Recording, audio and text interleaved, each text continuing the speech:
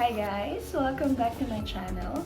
For today's video, gagawa tayo ng Dalgona Coffee. Itatry natin siya. Well, whipped coffee lang siya na pinasosyal. Ang kailangan lang natin ay kape, hot water, asukal, tapos kahit anong milk na makita mo sa ref. Yun lang. Tapos ice para masarap. Malamig. Marami na ako nakikita nito sa Facebook, sa Instagram. And successful naman sila. Tignan natin kung successful din tayo. Mas madali daw kasi kung mixer ang gagamitin. Pero kung wala tayong mixer sa bahay, wala kang whisk, try natin spoon. Hanggang sa mangala yung braso ko. So, tatry na natin. Maglalagay na tayo ng kape. Sabi 2 tablespoon. Equal parts ng kape, asukal, and hot water. Hindi ko ba nasabi hot water kanina? Parang sinabi ko. Ito. 1, 2. Tapos, asukal. Kahit anong asukal. Sila kasi white ginagamit. Parang mas gusto ko yung tawag dito, wash ba yun? Wala lang. 2. Tapos, hot water. 2 tablespoon din ng hot water. Fresh from the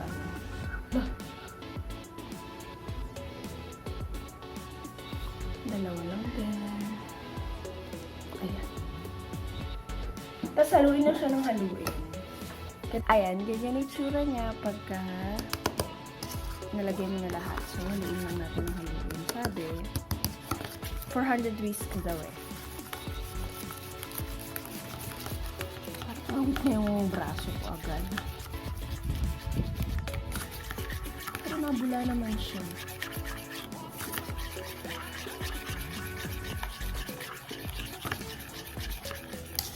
Pag hand mixer daw kasi, 3 to 5 minutes lang. Pero pag ganito, yun mga 10 minutes to. 20. Prep yung braso ko. So, ang susi sa pagiging successful nito, yung malaking braso. Layo pa ako sa katotohanan.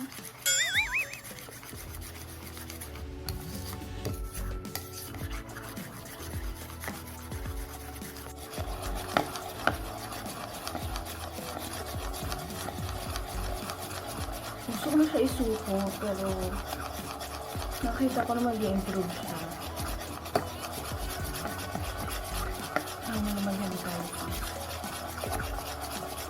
Antay lang. 1 eternity later. Ayan na. Ayan na ang itsura niya ngayon, guys. Nakikita ko na liwanag. Ayan. Oh, konti pa. Ikot-ikot na. Ikot-ikot lang. Sarah G.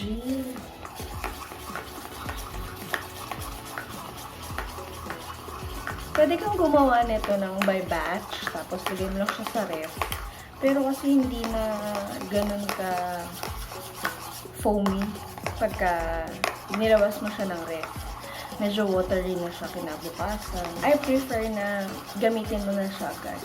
1 serving lang kasi yung ginawa nating ratio kanina.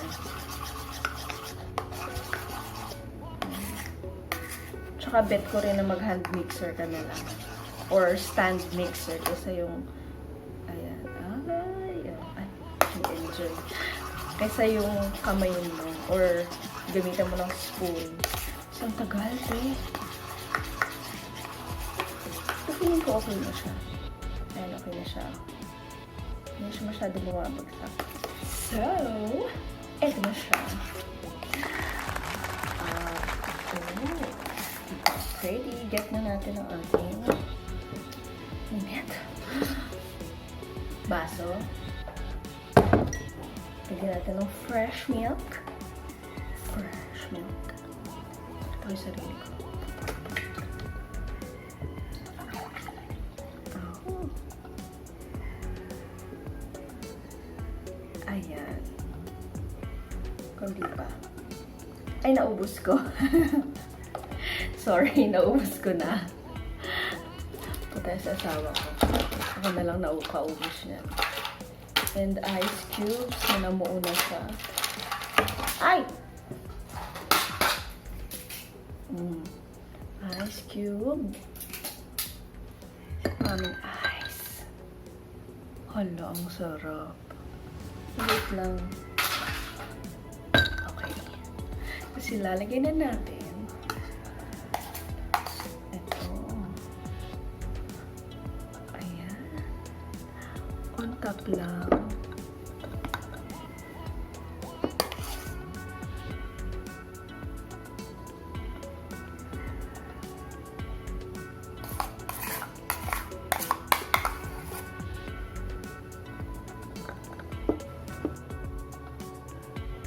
Pretty. Crushed Oreo on top. Tapos, ready na siya.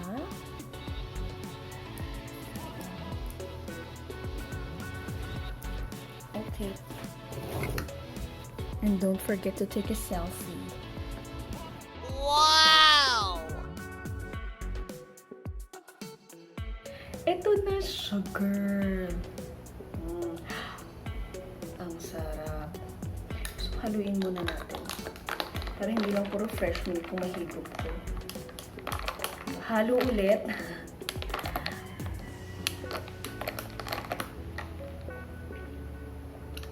Ay.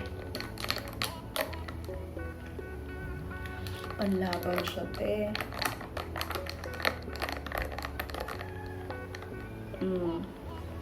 Chill-chill lang.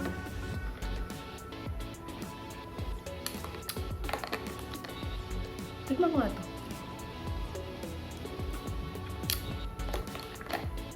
Matamis pa rin siya. Matapang pero yung pinaka-ano niya, pinaka-whipped coffee, matapang siya. Pero ayos lang. Sanay naman ako sa matapang. Pero masyado matamis. Ay, uulitin ko to siya. Pero mixer na gagamitin ko. So, try nyo to sa bahay. Doable naman siya kahit spoon lang. Yun nga lang ayun. Lagkitan ka, girl. Well, pwede rin siyang mainit. Kung gusto nyo mainit, pwede rin mainit. Eh, ang init na nga yun eh. Kaya, ayun, gusto ko malamig na malamig. Tapos, sarap siya sa cookies. Kasi hindi naman siya ganun katamis. Depende sa inyo. Adjust nyo rin kung ayaw nyo ng sobrang tamis. Pwedeng 1 tablespoon lang ng sugar, ganun. Pero okay na yung lasa niya. Saktong-sakto lang para sa akin. Depende rin siguro sa gagamitin mong milk. Kasi yung milk namin, medyo matamis-tamis ang selecta na yun eh. So, yun lang. Sana gusto niyo yung video eh.